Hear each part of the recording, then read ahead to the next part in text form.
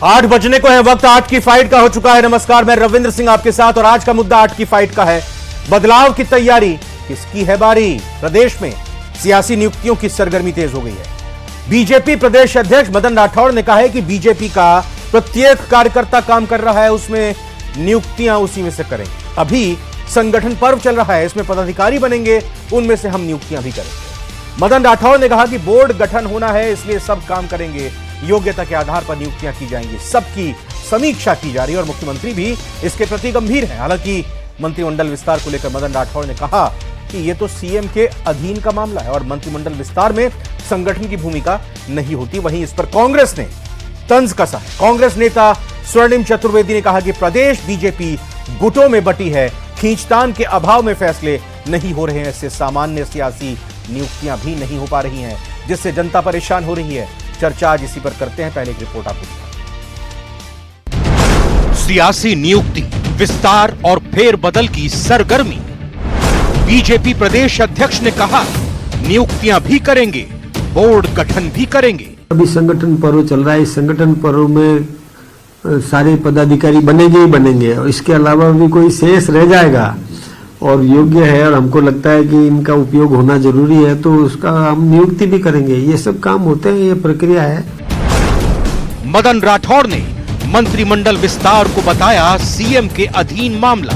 मुख्यमंत्री जी भी इसके प्रति गंभीर है, वो निश्चित रूप से योग्यता के आधार पर नियुक्तियां देंगे ही देंगे। कांग्रेस का तंज, फैसले लेने का अभाव, जनता परेशान। अब निगम बोर्डों के जो चेयरमैन, उपाध्यक्ष, सदस्य नियुक्त करने हैं, उनको लेकर के भी जो जनहित का फैसला है भारतीय जनता पार्टी ले नहीं पा रही है और जनता इन निगम बोर्ड में नियुक्तियों के अभाव में त्रस्त है और परेशान हो रही है। बदलाव की तैयारी, किसकी बारी? मेहमानों का परिचय करा देते हैं आपको। शैलेश कौशिक जी बीजेपी से हैं, स्वागत है शैलेश जी आपका। यशवर्धन सिंह जी कांग्रेस से हैं, यशवर्धन सिंह जी आपका भी स्वागत। एसपी मित्तल जी वरिष्ठ पत्रकार हमारे साथ जुड़ चुके हैं, बहुत बहुत स्वागत एसपी मित्तल जी आपका भी। शैलेश कौशिक जी, 1 साल से ज्यादा सरकार बने हो गया है, निगम, बोर्ड, मंडल, आयोग, इसमें अभी सदस्यों की, चेयरमैन की, अध्यक्ष की, उपाध्यक्ष की नियुक्ति नहीं हुई है। क्या कारण है इसके पीछे? देखिए रविंद्र जी, भारतीय जनता पार्टी के अंतर्गत समय के अनुसार सतत प्रक्रिया और अपने आप समय के अनुसार कार्य होते हैं। आप देखिए कि आप कह रहे नियुक्ति नहीं हुई है, भारतीय जनता पार्टी माननीय मुख्यमंत्री जो 16 मार्च 2024 के अंतर्गत 7 आयोगों के अध्यक्ष बनाए गए थे और अब जनता के हिसाब से नहीं होती नियुक्ति? क्या जनता की जरूरतों के हिसाब से नहीं होती क्या? रविंद्र जी मेरी बात सुनिए, बिल्कुल जनता की जरूरत। या जब आपके संगठन के चुनाव खत्म होंगे जनवरी में, आपका अध्यक्ष फरवरी में चुना जाएगा, उसके बाद फिर करेंगे। भाई आपका अगर संगठन पर्व चल रहा है तो फिर नियुक्तियां क्यों नहीं कर रहे हैं आप? ये नियुक्तियां तो कीजिए ना। जनता के काम अटके हुए मानते हैं ना आप? जनता के काम अटके हुए हैं। आप तो कांग्रेस की राह पर चल रहे हैं, कांग्रेस ने भी आखिरी वक्त तक नहीं की थी नियुक्तियां। आप भी उसी कह रहा हूं कि हमने 16 मार्च 2024 को 7 आयोगों में नियुक्ति की थी। कांग्रेस के अंतर्गत नियुक्तियां 2021 और 2022 के अंतर्गत हुई थी। कांग्रेस का एक ट्रेंड रहा है कि अंतिम 2 सालों में राजनीतिक नियुक्तियां की जाती हैं, लेकिन हमारे ट्रेंड नहीं है। कार्यकर्ता को जिम्मेदारी, समय के अनुसार, आवश्यकता के अनुसार, अब यह आवश्यकता है तुरंत माननीय मुख्यमंत्री जी का विशेषाधिकार है। संगठन पर्व हमारी एक स्वस्थ परंपरा है, हमारे यहाँ हर 3 साल के बाद चुनाव होते हैं। अच्छा 16 में आप बता रहे हैं, चलिए 16 में कर लिया। आप कितने आयोग, कितने मंडल, कितने निगम, कितने बोर्ड की अभी नियुक्तियां बाकी हैं? अब आप बता रहे हैं इतने में कर ली, तो ये बता दीजिए कितने की बाकी हैं? मैं बता रहा हूं ना, जिस तरीके से कांग्रेस के राज में बंदरवाट की गई थी, 76 बोर्ड आयोग बनाए थे, 50 सामाजिक संगठन बनाए गए थे। अब जो बनाए गए उन सब के अंतर्गत नियुक्ति होगी, सब प्रक्रिया जारी है। माननीय अध्यक्ष ने आपको कहा था कि सभी कार्यकर्ताओं को जिम्मेदारी दी जाएगी, हर कार्यकर्ता को काम दिया जाएगा। तो आप देखिए यथाशीघ्र आने वाले समय के अंतर्गत राजनीतिक नियुक्तियां जो भी आवश्यक है सब होंगी और इसके लिए प्रक्रिया लगातार आप मेरे को बता नहीं रहे कितनी बची हुई है। आपने अगर मेरे को बता दिया कि 16 ये राजनीतिक नियुक्तियां हो गई हैं अलग अलग बोर्ड और आयोग वगैरह में, तो भाई ये भी तो बता दीजिए कितने की नहीं की हैं, कितने की पेंडिंग है? मैं बताता रहूंगा आपको। 76 बोर्ड, निगम और 50 समाजों के आयोग हैं, जिनके अंत में से अभी तक 7 के अंतर्गत नियुक्ति की जा सकती है और शेष की प्रक्रिया जारी है। 76 और 50 होगा, सीधा 126। आपने 7 की कर दिया, 119 बची हैं अभी। यशवर्धन सिंह भाई 2021-22 में, भाई 19 में 18 में सरकार आपकी बनी, 21-22 में आपने किया, आपने 2-3 साल लगा दिए, ये अभी तो 1 ही साल हुआ है। धैर्य रखिए, कर देंगे काम। जनता से मतलब ही किसको है? ना आपको ना इनको है। नहीं रविंद्र सिंह जी, जनता से तो पूरा मतलब है। मैं तो इन नियुक्तियों के अलावा एक बात कहना चाह रहा हूँ। कल परसों अखबार में छापा कि 7 महीने से ये लोग आंगनवाड़ी में बच्चों को दूध नहीं दे पा रहे। सरकार की स्थिति ये है, और सरकार की स्थिति ये है कि चीफ मिनिस्टर सरकार नहीं चला रहे, चीफ सेक्रेटरी सरकार चला रहे हैं। आप किसी भी भाजपा के विधायक से पूछ लीजिए कि सरकार कहां से चल रही है, वो आपको स्पष्ट बता देगा कि सरकार चीफ सेक्रेटरी चला रहे हैं, सीएम के पास नहीं। आप गंभीर बात कह रहे हैं आंगनबाड़ी में, किसी एक खास विशेष आंगनबाड़ी में या पूरे नहीं, पूरे राजस्थान में। शैलेश कौशिक जी क्या कह रहे हैं? यशवर्धन जी, आंगनबाड़ी में दूध नहीं है बच्चों के लिए 7 महीने से। 7 महीने से? हाँ बताइए जी, बच्चों को दूध नहीं दे पा रहे लोग। है जानकारी शैलेश जी? हम देख रहे हैं, बोल रहे हैं, बोलिए। हाँ जी, क्या कह रहे थे? एक बार दोबारा ये यशवर्धन सिंह जी कह रहे हैं कि 7 महीने से आंगनबाड़ी में पूरे प्रदेश में बच्चों को दूध नहीं मिल रहा है। 7 महीने हो गए, क्या कर रही है सरकार? देखिए यशवर्धन जी, जिस तरीके से कांग्रेस की एक परंपरा है कि झूठे आरोपों को परोसने की थाली में परंपरा है, लगातार आंगनबाड़ी केंद्रों चाहे सामाजिक जो भी दैनिक भास्कर की रिपोर्ट है साहब, पूरी विस्तृत रिपोर्ट है, मेरी भी रिपोर्ट थोड़ी है। दैनिक भास्कर ने छापी है पूरी रिपोर्ट। लेकिन इनके कांग्रेस की दिक्कत यह है कि इनके ऊपर ये विश्वास तो नहीं स्वीकार नहीं करते, जनता के हित में कभी आंदोलन नहीं करते, मुद्दा भी राजनीति करते हैं और इस तरीके के झूठे अनर्गल आरोप लगाते हैं। आज वास्तविकता यह है कि जिस तरीके से लगातार 1 साल के अंतर्गत राजस्थान के अंतर्गत माननीय भजनलाल की सरकार ने दिखाया है कि अगर सरकार की इच्छा शक्ति हो तो काम। और ये यशवर्धन जी, आज तो ये बात बीजेपी प्रदेश अध्यक्ष ने भी कही कि भाई आपका अधिकार है, विपक्ष का अधिकार है, विरोध करे, प्रदर्शन करे, अपनी आवाज उठाए, लेकिन मुद्दा विहीन मुद्दे तो होने चाहिए। रविंद्र सिंह जी, एक जोरदार बात बताता हूं। हमारे झुंझुनू जिले में किसान ने अपनी जमीन की मुआवजे के लिए आंदोलन किया। आज पुलिस ने 10 लाख रुपए का उसको नोटिस भेजा है कि तुम्हें 10 लाख रुपए सरकार को जमा कराने पड़ेंगे क्योंकि तुम्हारी सुरक्षा के लिए हमारा इतना खर्चा हो गया। आप बताइए, ये पुलिस विभाग चला रहे हैं, वे बाउंसर का क्लब चला रहे हैं जहां पे बाउंसर्स को पेमेंट करना है इनको। यानी आप कह रहे, ये क्या बात कर रहे हैं? ये कह रहे हैं कि विरोध कर दीजिए, प्रदर्शन कर दीजिए, प्रदर्शन कर पैसे मांगने लग गए लोग। ये स्थिति हो गई। उस गरीब किसान के साथ उसको 7 दिन में पैसे जमा कराने का नोटिस मिला है एसपी की तरफ से कि 10 लाख रुपए जमा कराओ। अब वो गरीब किसान कहां से जमा कराएगा? प्रोटेस्ट भी नहीं कर सकते आप सड़क पे। अब आपकी बात का तो विश्वास करेंगे नहीं ना शैलेश जी? नहीं, एसपी ने नोटिस है मेरे पास, तो मैं दिखा देता हूं। एसपी ने, झुंझुनू एसपी ने नोटिस भेजा है कि 7 दिन शैलेश जी, ट्रेजरी में पैसे 10 लाख का नोटिस बाउंसर सेवा के लिए पुलिस ने दिया जी। क्या आपने किसानों के विषय में तो कम से कम कांग्रेस की आवश्यकता नहीं है, कांग्रेस को बोलने की आवश्यकता नहीं। जिस तरीके से किसानों की कर्ज माफी के ऊपर आपने लगातार 5 साल किसानों को लटकाए रखा, और आपको ध्यान होगा छोटा सा मुद्दा आया था और माननीय मुख्यमंत्री जी संवेदनशीलता निभाते हुए तुरंत प्रभाव से उस बैंक से भी कहा था, और जो किसानों से कर्ज माफी का विषय था उसको तुरंत प्रभाव से वापस लेकर कहा था कि इस तरीके की कोई प्रक्रिया नहीं होगी। इसलिए किसानों के विषय में आपको जहां तक नोटिस की बात है, जो नोटिस आया है निश्चित रूप से मैं ये कह रहा हूं इस तरीके का नोटिस आया है, इस तरीके की आवश्यकता मांगी गई है। 10 लाख रुपए का नोटिस दिया कि नहीं दिया?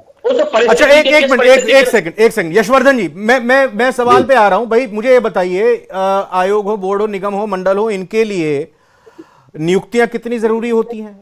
ठीक है भाई, कांग्रेस के किसी कार्यकर्ता को तो ये बीजेपी की सरकार में बैठाएंगे नहीं, तो लेकिन इतना विलंब का कारण क्या है? इससे किस तरह के काम अटकते हैं? आपने भी तो देखा ही होगा भाई, आपने भी तो 3-3 साल बाद नियुक्तियां शुरू की थी। रविंद्र सिंह जी, इनकी अभी मैं ट्रैक रिकॉर्ड बता देता हूं। इसी सरकार का युवा मोर्चा का इन्होंने नियुक्ति पत्र निकाल दिए, विड्रॉ कर लिया। पार्षदों के विषय में किया, विड्रॉ कर लिया। इनकी प्रॉब्लम ये है कि इनको नहीं, वो तो एनएसयूआई के अध्यक्ष से मेंबरशिप के लिए आज आपने भी तो 11,000 रुपए का चार्ज मांगा है। यूटर्न लिया था चार्ज की बात आपकी सरकार ने आपकी सरकार ने यूटर्न लिया था, आपकी सरकार ने बाल विवाह रजिस्ट्रेशन को वापस लिया, आपकी सरकार ने मेयर चुनाव को डायरेक्ट कराने को वापस लिया, पार्षद को सीधा। एक मिनट शैलेश जी सुन ले, शैलेश जी पहले सुन ले, फिर उसके बाद जवाब लेते हैं। हाँ, तो आपका कहने का मतलब है कि यूटर्न ले लिया? हाँ, यूटर्न ले रहे हैं लगातार। होता क्या है, ये लोग कार्यालय में बैठ के नियुक्तियां कर देते हैं, बाद में चीफ सेक्रेटरी की तरफ से आ जाता होगा कि भाई ये गलत है, मेरी दिल्ली बात हुई है, दिल्ली वालों ने मना कर दिया तो विड्रॉ कर लेते हैं। इनके पावर सेंटर कहां है यही समझ में नहीं आ रहा। काम कहां से होगा? इनका विधायक मंत्री की तरफ देखता है, मंत्री मुख्यमंत्री की तरफ, मुख्यमंत्री सुधांशु पंत की तरफ, और सुधांशु पंत जो चीफ सेक्रेटरी है वो दिल्ली की तरफ। तो इसलिए कहीं कोई डिसीजन मेकिंग हो ही नहीं रही। 7 महीने से आंगनबाड़ी के बच्चों को दूध नहीं पिला पाए, तो ये क्या सरकार चला रही है? ये पूरी तरह। शैलेश जी देखिए, एक बड़ा आरोप पहले भी लगाया यशवर्धन जी ने कि भाई सीएस चला रहे हैं सरकार। देखिए, सरकार, ये कांग्रेस की परंपरा नहीं है कि कांग्रेस की सरकार जिस तरीके से 10 साल इसकी यूपीए की सरकार चली थी और एनएसी के नाम पर संवैधानिक धज्जियां उड़ाती हुई सोनिया गांधी सरकार चलाई थी। यहाँ लोकतांत्रिक प्रणाली है, जिस व्यक्ति के पास जो कार्य है वो काम कर रहा है। माननीय मुख्यमंत्री जो है लगातार काम कर रहे हैं और इसका परिणाम, इसका आधार, इसका विश्वास जनता ने उपचुनाव में दे दिया। जिस तरीके से उपचुनाव में उन्होंने मुंह की खाई, इनको सब आज की डेट में समझ नहीं आ रहा है कि किस तरीके से आपके नेतागिरी करें। जहां तक मैं आपसे रविंद्र जी कहना चाहूंगा, बार इनकी सरकार ने यूटर्न लिया था। देखिए, इनकी सरकार ने जिस तरीके से मेयर को चुनाव को डायरेक्ट कराने का वापस लिया, इनकी सरकार ने बिना पार्षद चुने मेयर को वापस लिया। जब बाल विवाह रजिस्ट्रेशन का इन्होंने 2020 में बनाया था उसको वापस लिया। पीडी अकाउंट पंचायतों में खुलवाने का वापस लिया। इनकी सरकार ने सचिन पायलट गैंग जो टीम के थे उनको वापस लिया 16 महीने बाद। तो यूटर्न तो इनकी सरकार की परंपरा थी। इनकी सरकार ने जिस तरीके से अंतर कर लिया था और जिस तरीके से यशवर्धन जी, अपनी सरकार का वक्त भूल गए क्या आप? अजी साहब, हमारी सरकार तो ऑपरेशन लोटस में से लड़ने में 3 साल तक लगी रही। चलिए, मान तो लिया आपने। ऑपरेशन बॉन्ड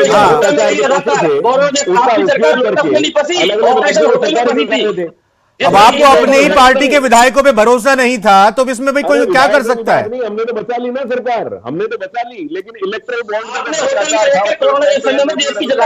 लेकिन 3 साल आप खुद कह रहे हैं ना कि 3 साल अब इसी में लगा दिया हमने। भाई ये बात आपने स्वीकार तो यशवर्धन जी कर ली कि 3 साल आपने प्रदेश की जनता के खराब कर दिए। घोटाला बंद हुआ।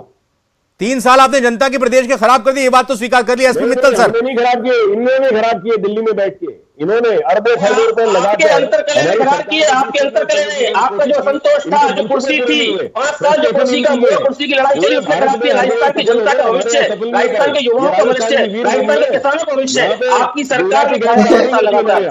ठीक है, एक मिनट एसपी मित्तल सर, देखिए चर्चा इस बात की है कि बीजेपी में संगठन पर्व चल रहा है। मतलब यह कि पदाधिकारियों की निर्वाचन हो रहे हैं, जनवरी तक ये पूरी हो जाएगी प्रक्रिया बीजेपी की, फिर फरवरी तक माना जा रहा है कि प्रदेश अध्यक्ष जो मनोनीत हैं वो भी निर्वाचित हो जाएंगे और माना जा रहा है कि मदन राठौड़ पर ही उसकी मोहर लगेगी। अब ये अगर बीजेपी के संगठन में ये चल रहा है सब कुछ, बीजेपी के प्रदेश अध्यक्ष ये कहते हैं कि भाई ये तो विशेषाधिकार मुख्यमंत्री का है कि फेरबदल करें या विस्तार करें, कब करें, लेकिन ये बोर्ड की, ये निगमों की, आयोगों की जो नियुक्ति का जो काम होता है, ये हम सभी जानते हैं राजनीतिक तौर पर ये किया जाता है, सबको एक तरह से कहें कि खुश करने के लिए अपने काम के हिसाब से फिट किया जाता है। लेकिन ये इसमें विलंब क्यों हो रहा है? ये परिपाटी जो बनी आई है ये क्यों बरकरार है? देखिए रविंद्र, हर सरकार अपने राजनीतिक नजरिए से निर्णय लेती है। हमने देखा कि जब क्या नाम से मंत्रिमंडल पहली बार जब गठन हुआ, उसके बाद से लगातार ये चर्चा थी कि मंत्रिमंडल का विस्तार होगा, लेकिन पूरा 1 वर्ष गुजर गया, मंत्रिमंडल का विस्तार नहीं हुआ। इस बीच क्या नाम से लोकसभा के चुनाव भी हो गए और क्या नाम से उपचुनाव भी, सारे निर्णय आ गए, लेकिन उसके बाद भी नहीं हुआ।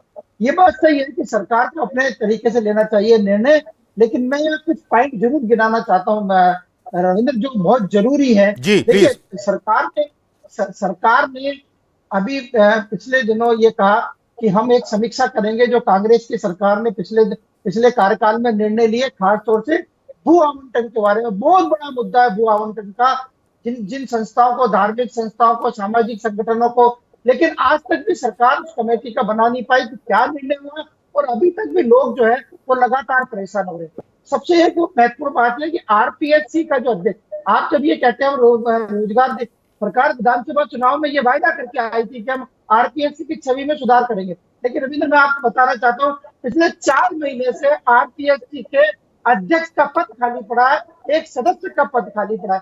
सरकार को इस पर तत्काल प्रभाव, राजनीतिक नियुक्तियां आप कीजिए, निगम बोर्डों में आप बनाइए, मंत्रिमंडल में आप कीजिए, सब कुछ कीजिए, लेकिन जो जनता से जुड़े हुए काम है, जो रोजगार से जुड़े हुए युवाओं से जुड़ा हुआ काम है, वो आपको सबसे पहले करना चाहिए। एक बात और मैं बताना चाहता हूँ, आपने कहा कि हम क्या नाम से जो जिले बनाए कांग्रेस सरकार में, उसके लिए भी मंत्रिमंडलीय उप कमेटी बना दी गई। वो मंत्रिमंडलीय उप कमेटी अब क्या कर रही है इसका पता नहीं। ये भी अपने आप में क्या नाम से बहुत बड़ा निर्णय होना है। मुझे लगता है कि सरकार को इसमें भी प्राथमिकता से निर्णय लेना चाहिए। सब इंस्पेक्टर वाली जो कमेटी है उसको तो भूल रहे हैं ना, उन्होंने भी तो रिपोर्ट दे दी है। उसने भी दे दी है। भाई शैलेश जी, क्या है ये? भाई आखिरी के कांग्रेस सरकार के 6 महीनों के काम की समीक्षा होगी, उसके लिए कमेटी बना दी गई। कमेटी बना दी गई कि एसआई जो भर्ती परीक्षा हुई थी उसकी रिपोर्ट दी जाएगी। जिले जिस तरह से बनाए गए तुरंत फुरत में कांग्रेस सरकार की तरफ से, उसको लेकर कमेटी बना दी। कमेटी की क्या रिपोर्ट है, क्या फाइंडिंग है, उस पर क्या एक्शन लिया जा रहा है, क्या करने जा रहे हैं, कुछ भी नहीं समझ में आ रहा है। नियुक्तियां आरपीएससी के सदस्य के पद खाली हैं, चेयरमैन का पद खाली है। ये सर ऐसे कब तक चलेगा? अब उपचुनाव नहीं है, लोकसभा चुनाव नहीं है, विधानसभा चुनाव नहीं है, तो इसका मतलब ये मानकर चल रहे हैं कि 2028 तक यूं ही खींचते रहेंगे मामले को। देखिए रविंद्र जी, जिस तरीके से जो घोटाले चाहे वो आरपीएससी में के माध्यम से किए, एसआई भर्ती परीक्षा हो या और तमाम तरीके अरे इसका नियुक्ति से क्या ताल्लुक है? इसका समीक्षा रिपोर्ट पे एक्शन लेने से क्या ताल्लुक है सर? देखिए एक्शन लेने से नहीं। अब सर मैं एक बात कह रहा हूं कि निश्चित रूप से अब आने वाले समय में तमाम तरीके की, चाहे वो आरपीएससी की हो, तमाम तरीके की संवैधानिक नियुक्तियां और तमाम तरीके की बोर्ड निगम की नियुक्तियां हो, सरकार बिल्कुल लगातार चिंतन मंथन कर रही है और विषय पर प्रक्रिया जारी है, आपको शीघ्र ही देखेंगे। लेकिन एक बात आप सोचिए कि अगर किसी भी, जिस तरीके से भी एसपी मित्तल साहब कह रहे थे कि तमाम कमेटियां गठित कर दी और इनकी रिपोर्टों का हर किसी भी कमेटी जो गठन है उससे कितने लोगों का भविष्य जुड़ा हुआ है। आज आप देखिए, अगर सब इंस्पेक्टर भर्ती परीक्षा बात करें तो माननीय न्यायालय द्वारा उन पर रोक लगा रखी है कि जब तक हमारा निर्णय नहीं होगा, जब तक आप किस तरीके की बात कर रहे हैं। अगर आप बात करें आरपीएससी की, आरपीएससी संवैधानिक संस्था पुनर्गठन के लिए माननीय देवनानी जी हरियाणा जाकर अनुभव करके आए थे और उसके अनुवादन पर रिपोर्ट दी। अब इसमें किस तरीके से पुनर्गठन प्रक्रिया करके ताकि राजनीतिक हस्तक्षेप को समाप्त किया जा सके, ताकि पूर्ववर्ती सरकार में जिस तरीके से एक मिनट सुनिए, एसपी मित्तल जी कुछ कह रहे हैं, एसपी मित्तल जी कुछ कह रहे हैं, अब जरा उनको भी सुनिएगा भाई। ये संवैधानिक मामला है। अब ये सचिन पायलट ने भी मांग अपनी सरकार से उठाई थी जी। बिल्कुल बिल्कुल आप सही कह रहे हैं। आरपीएससी एक संवैधानिक संस्था है। मैंने कभी नहीं कहा कि उसमें कोई परिवर्तन किया जाना चाहिए, उसके किसी सदस्य को हटाया जाना चाहिए, कभी नहीं, हमने नहीं कहा। आप कर ही नहीं सकते। आपको ध्यान हो तो बाबूलाल पिटारा को कांग्रेस सरकार ने सस्पेंड किया था जब वो मेंबर थे, आज तक उनको नहीं हटाया जा सका। हम भी इस बात को समझते। मेरा सिर्फ इतना सा निवेदन है कि जब आपने विधानसभा चुनाव में ये वादा किया था कि हम आरपीएससी की छवि में बदलाव करेंगे, हम सिर्फ इतना सा कह रहे हैं कि 4 महीने से अध्यक्ष का पद खाली पड़ा है, एक सदस्य का निधन हो गया, उसका पद खाली पड़ा है। आप कम से कम ये महत्वपूर्ण जो निर्णय इनको तो लीजिए। आपको जो निर्णय करना है करिए, मना नहीं कर रहे आप। मैं आपको नहीं कह रहा कि आप मंत्रिमंडल का विस्तार कीजिए, आप निगम देखिए। कांग्रेस ने भी नहीं किया। पूरे 5 साल कांग्रेस सरकार के अंदर जो निगम है, जो प्राधिकरण होते हैं, उनमें नियुक्ति नहीं की, आप भी करते हैं। लेकिन जो सरकार, जो जनता से, आम जनता से जुड़े हुए जो निर्णय है, वो तो मुझे यशवर्धन जी से इसका जवाब लेता नहीं। यशवर्धन जी कुछ कहना चाह रहे हैं। हाँ यशवर्धन जी।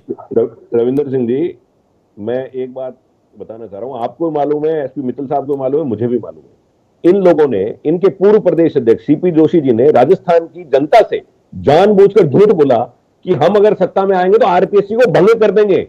यानी संवैधानिक संस्था है, सबको मालूम है, उनको भी मालूम था, सीपी जोशी साहब को भी मालूम था कि हम भंग नहीं कर सकते, लेकिन उन्होंने बोला कि हम भंग करेंगे, किसी भी सूरत में भंग करेंगे। अब आप बीजेपी प्रवक्ता से पूछिए कि जब इनके पिछले प्रदेश अध्यक्ष की बात का इकबाल नहीं है तो वर्तमान प्रदेश अध्यक्ष की बात का क्या इकबाल है? क्या मान ले उनके बारे में? उनकी बात मानी भी जाएगी कि नहीं मानी जाएगी?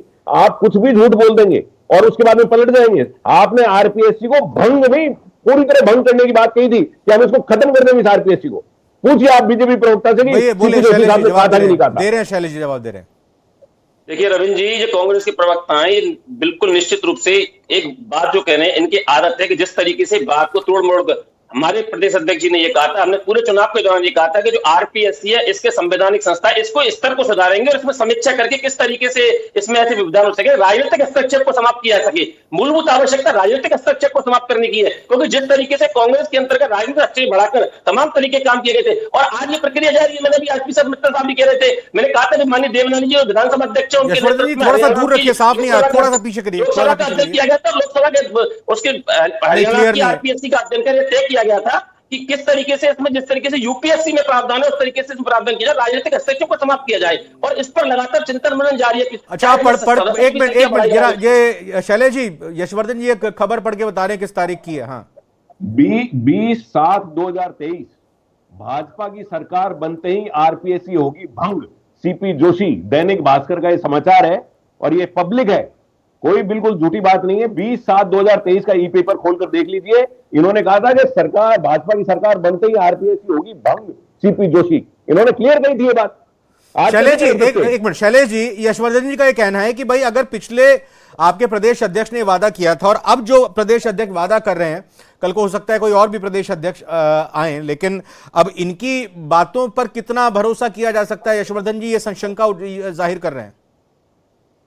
देखिए जिस तरीके से बात भंग की नहीं है, बात संवैधानिक संस्थाओं की कोई केवल संशोधन करके उनमें किस तरीके से समीक्षा की जा सकती है, बात इसकी और इसके लिए भारतीय जनता पार्टी बदलने सरकार जारी है। लेकिन मैं पूछना चाहता हूँ, आपके प्रदेश अध्यक्ष की संख्या हुआ था कि जब आपके प्रदेश अध्यक्ष जो तत्कालीन शिक्षा मंत्री थे और जब शिक्षक दिवस के दिन शिक्षा संसद में माननीय मुख्यमंत्री ने पूछा था कि पैसे लेकर ट्रांसफर होते, तो तमाम शिक्षकों ने कहा था उनकी उपस्थिति में पैसे लेकर ट्रांसफर होते।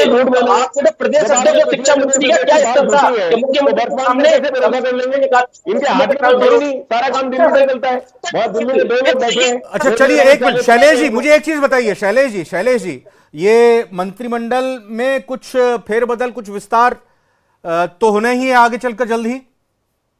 देखिए बिल्कुल निश्चित रूप से माननीय मुख्यमंत्री जी का विशेषाधिकार है, और अब सरकार उपचुनावों से और तमाम तरीके की जो राइजिंग राजस्थान ऐसी प्रक्रियाओं से फ्री हो चुकी है, तो माननीय मुख्यमंत्री जब लगेगा जिस स्तर पर आवश्यकता होगी जो भी इनमें होगा, मुख्यमंत्री जी का विशेषाधिकार। आज प्रदेश अध्यक्ष ने भी कहा था कि जो ये होता है, ये सत्ता के जो होता है, जो मुख्यमंत्री होते हैं उनको ऊपर निर्णय करता है, वो कब आवश्यकता के अनुसार आवश्यक पद खाली है उनको निश्चित रूप से भरा जाएगा। एक मिनट, अब मैं एसपी मित्तल सर से जानता हूं। एसपी मित्तल सर, इस 1 साल के कार्यकाल में हमने अलग अलग तरीके से बीजेपी के विधायकों को, मंत्रियों को अपनी पीड़ा का इजहार करते हुए सुना है।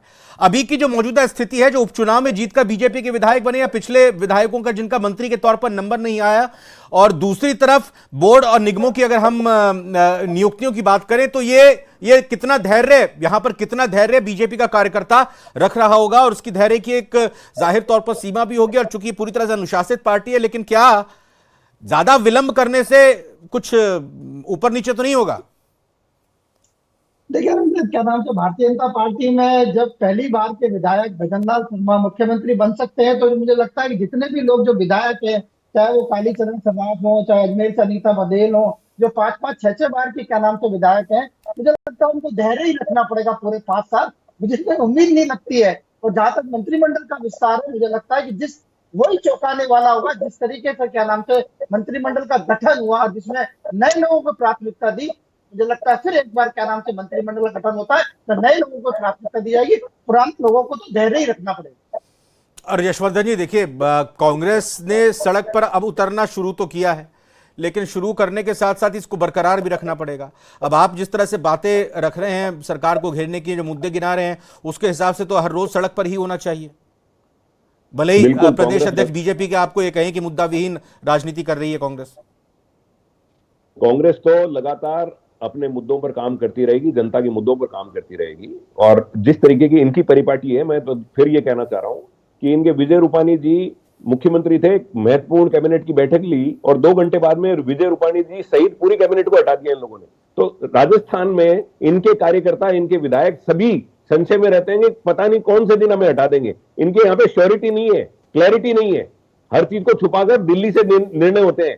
राजस्थान के विधायक नवंबर 2021 में मंत्रिमंडल विस्तार हुआ था, आपका खेरवाड़ा के विधायक थे डॉक्टर मंत्रिमंडल विस्तार के बाद उन्होंने क्या स्टेटमेंट दिया था कि मंत्रिमंडल के लिए कौन सी विशेष योग्यता है, मुख्यमंत्री जी हमें बता दो, हम भी पूरी करेंगे। और उसी समय मोतीलाल मीणा ने क्या कहा था कि टीकाराम जूली का प्रमोशन किया है, ऐसे भ्रष्ट आदमी ने किया है। तो मंत्रिमंडल विस्तार के समय जो विरोध होते हैं वो आपके होते हैं, हमारे यहाँ सर्वसम्मति से तय होता है, सर्वसम्मति से जिस तरीके से होता है, माननीय मुख्यमंत्री जी जिस तरीके बनाएंगे, चाहे पहला विस्तार हुआ, चाहे कैबिनेट का गठन हुआ, आप देखिए आज तक किसी तरीके का विरोध के स्वर नहीं है। जी हाँ, ये न्यूरा कुश्ती तो लगातार चलती रहेगी, लेकिन क्या चलनी चाहिए वाकई में? क्या मौजूदा सरकार इस काम को इस तरह से कर रही है, इस तरह से नहीं कर रही है क्योंकि पिछली सरकार ने ऐसा किया था या वैसा किया था?